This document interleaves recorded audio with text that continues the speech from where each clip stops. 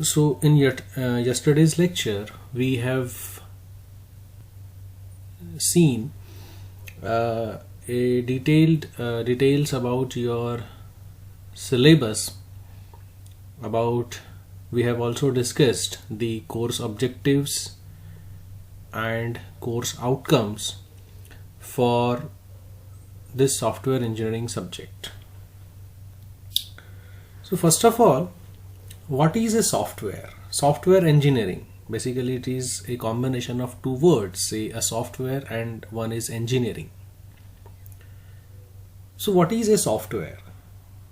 Software is a product that a software engineer builds, and eventually after building it provides a support over a period of time for the smooth functioning of that software. Then this is something about software. What is software engineering? Software engineering basically it is a collection of processes, collection of methods, collection of variety of tools that will help the software engineer to develop a good quality software. So development of a software and software engineering. These are the two terms. Now we know what is software.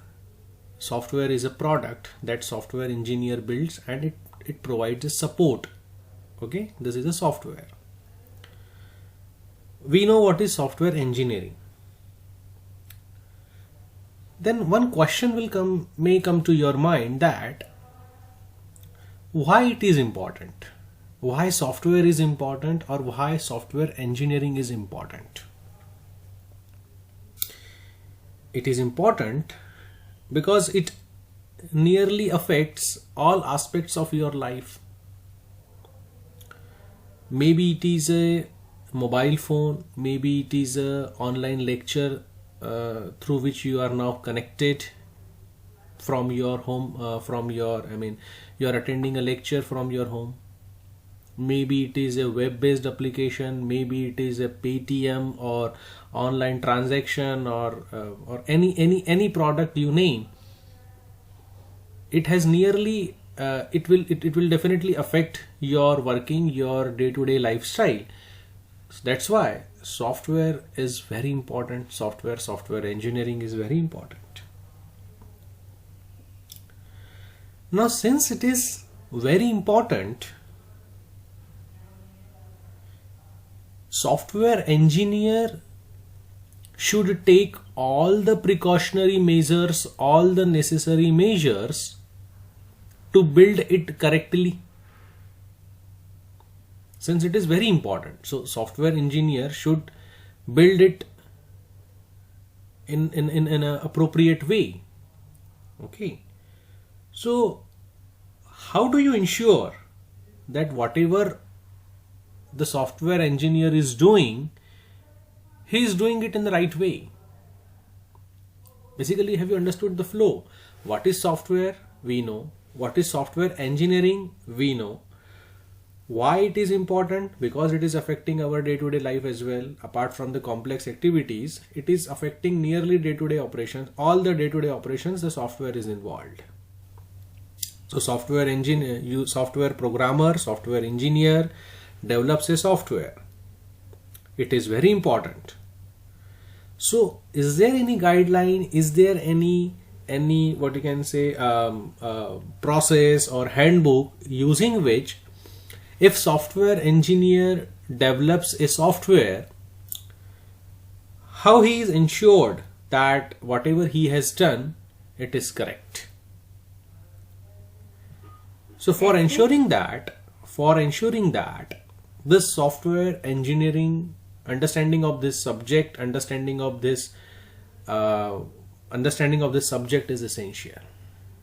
So throughout this subject, we will discuss what are the various processes, what are the various methods, various tools that are available for a software engineer to refer and develop a quality software.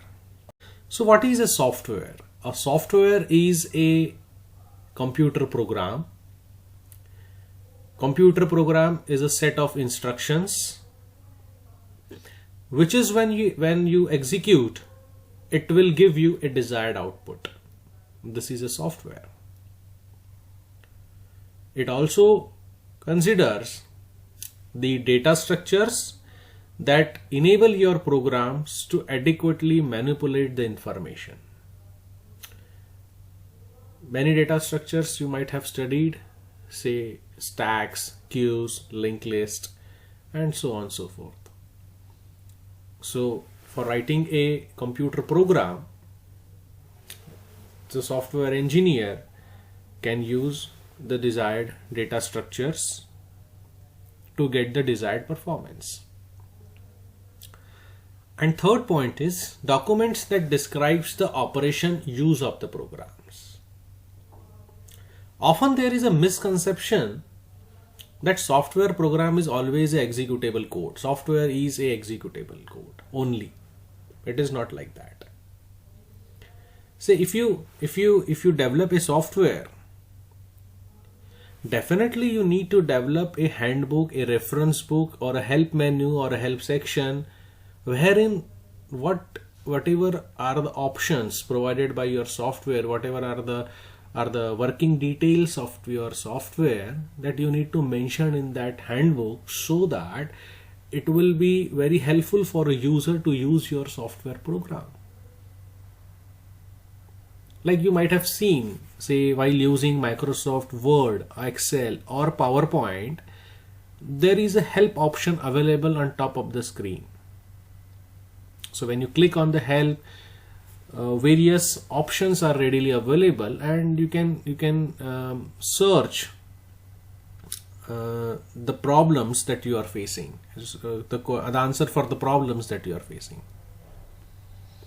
So the textbook description of a software is the software is a set of instructions along with the data structures, along with the documents that describes the operation. So the combination of these three things is a software. This is a software. Now what are the characteristics of a software? How it is different than hardware? So software is a logical entity. Software is a logical entity rather than it is a physical system element. So physical system element means it has a weight, it has, say like you consider a physical keyboard, mouse, mobile phones, desktop, laptop. So it occupies a space in physical world. It has a weight associated with it. Okay. So it is a physical entity. Logical entity, I mean you are writing a piece of instructions to perform the desired task. It is a logical rather than it is a physical system. So the characteristics that describes the physical entities will differ from the characteristics that describes the software entity. So what are the various characteristics of a software? Software की characteristics क्या है? So the first characteristics is that a software is developed. It is not manufactured. Software is developed. It is not manufactured like you manufacture the hardware. Now there might be some similarity between the manufacturing of a software or the development, manufacturing of the hardware or the development of a software, but these two processes are not same. Some similarities may be there, but these two processes are not same. They are fundamentally different. These are two fundamentally different activities. Now, while developing hardware also, you want to achieve a good quality, highest level of quality that you want. The same level of quality you want in a software. Okay, but the manufacturing of a hardware element is completely, is different than the development of a software. That's why software is developed or it is engineered. It is not manufactured in a classical sense. Both activities are dependent on people, yes, but the relationship between the people applied and work accomplished is entirely different. While developing a hardware, you can consider a situation wherein if you want to develop four set of items, so one person can assemble a set of item in one day. So if you want to get it done in the same day, so you can apply four personnel for assembling 4 items. तो आपका काम जल्दी हो सकता है. But for developing a software, you need a specialized people, you need a specialized person. Same set of qualities that you expect for a hardware developer or hardware manufacturer are not applicable here while developing a software. So both the activities are dependent on people, but the characteristics required by both the set of people are different. Both activities requires the construction of a product. In software also you are developing something. You named it as a product, like yesterday we have discussed the product Finacle. Finacle is a product. It is a banking product. It is a banking software developed by an industry.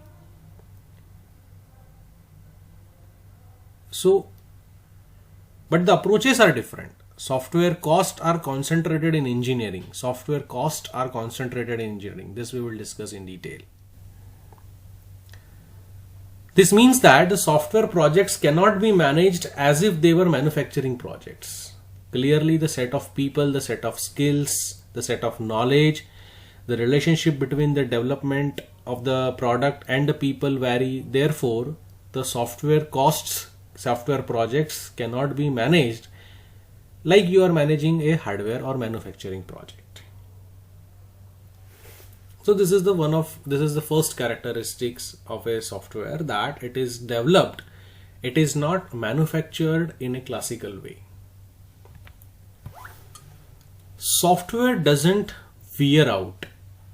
This is the second property of a software. Now, software doesn't wear out. It means, as you can clearly see in the diagram, that this diagram is a failure curve for the hardware. So on the x-axis there is a time, on the y-axis there is a failure rate. So from this diagram we can assume, we can clearly understand that hardware will tend to be more failure during its initial stage. यहाँ पे hardware का construction शुरू होता है, so failure rate is high here. As you develop your hardware, जैसे आप hardware बनाते जाएंगे, the failure rate will go down. One point will come from there onwards, the failure rate will be steady, और जैसे जैसे hardware पुराना होता जाएगा, over the period of time, the failure rate will again increase. For example, अगर आप एक नया लैपटॉप लाते हैं, तो इस लाइन के पहले आप ये समझ सकते हैं कि वो उसका मैन्युफैक्चरिंग हो रहा है, तो during the manufacturing, during the assembling, failure rate may be there. Once it is assembled, it is ready, आप उसको यूज कर रहे हैं, फेलियर होने के चांसेस काफी कम है. जैसे ही लैपटॉप थोड़ा पुराना हो जाता है, again the failure rate may get increased because of various factors like dust, vibration, temperature extreme, or other environmental maladies, or any other things. So this type of a failure curve, it looks like a bathtub. So it is also known as a bathtub curve or a failure curve for hardware. Now, software failure curve is not the same as hardware failure curve. This diagram is for failure curve for a software. So here on the x-axis you have a time, on the y-axis you have a failure rate. So ideally the failure chances are very high during the initial phase of software development. So ideally what you want, what you expect is that as the time passes, the failure rate or this should be stabilized. This is stabilized. I mean शुरू में fail हुआ चलता है, लेकिन बाद में software fail नहीं होना चाहिए, ऐसा आपने, this is your idealized curve, this is your ideal expectation, and this is your actual curve. सबसे पहले फेलियर रेट हाई रहेगा because of the development process that you are developing it. Once you develop and you come at this point, the failure rate is minimum. Software proper work कर रहा है. At this point, you made some changes in that software.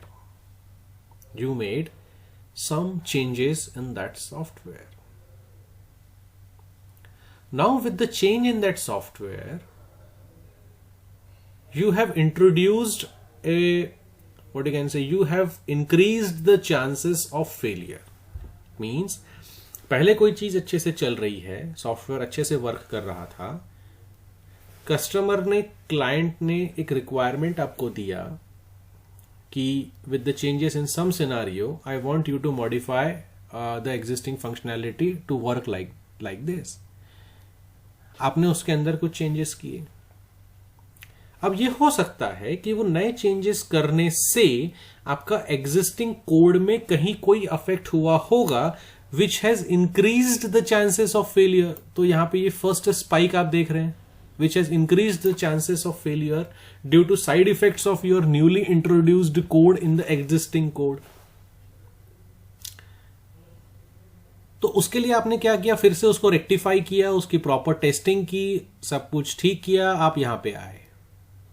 Again अगर if later on at some point of time अगर वहां पे आप फिर से कोई चेंज करते हैं, then again you have again increase the chances of failure because of the changes that you have done in the software. फिर से आपको उसको टेस्ट करना पड़ेगा, सब कुछ पूरा सिस्टम टेस्ट करना पड़ेगा ताकि आप उसके फेलियर को अपने कंट्रोल में ला सकें. So this is how your failure for software, this is how the difference between failure rate, failure curve for the software and failure for the hardware. Once hardware is manufactured, it is delivered, it will work properly throughout the lifespan, and again as aging, I mean after some particular years or particular whatever is the age of that hardware, after particular time, hardware tends to fail because of predefined or some kind of factors, whereas software is not like that. Software, once you build it, it will work fine till you do some kind of changes or some kind of experiment in that software, add something or remove something. Once you do something, again you have introduced some external code, new code in the existing code, so that it has increased the failure rate because of that, what you can say, new function. Although the industry is moving toward component based assembly, most software continues to be custom built. Up hardware industry is component based assembly. So component based assembly means like you have some, अगर आपको एक suppose एक की कुछ बनाना है, circuit बनाना है, so उस circuit को बनाने के लिए all the components are already available. So hardware engineer क्या करेगा, एक बोर्ड लेगा, उस पे वो whatever the circuits are needed, वो अपने सर्किट्स को अरेंज करेगा ताकि वो डिजायर्ड फंक्शनैलिटी को अचीव कर सके. उसने कुछ नया डेवलप नहीं किया है. It is nothing has been developed. I mean what he has done is he has created a new circuit with the help of already existing components. So it is a component based assembly, component को assemble करके नया नया system बनाया. Most software continues to be custom build, whereas software में आप custom build मतलब आपको वो सॉफ्टवेयर बनाना पड़ रहा है. सॉफ्टवेयर में ऐसा नहीं है कि this component is available, this component is available, आप उसको कंबाइन करेंगे and you develop a new software. Most software continues to be a custom build. Nowadays, the reusable components have been created so that the engineers can concentrate on truly innovative elements of a design. Like in object-oriented programming, we create a class, we have a class and object concept wherein we have an inheritance concept, we reuse the components. We have started reusing the already created classes to inherit. And object-oriented programming we have seen. We are now reusing the already developed components. A software component should be designed and implemented so that it can be reused in many different programs. This we have seen.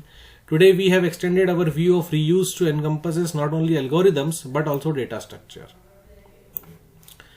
Modern reusable components encapsulate both data and processing applied to the data. Basically it is talking about the classes and objects.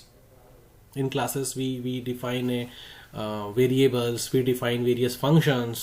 Okay, so and again if we want to reuse that particular class, we want to extend that particular class to extend to some other functionality, we can definitely reuse it.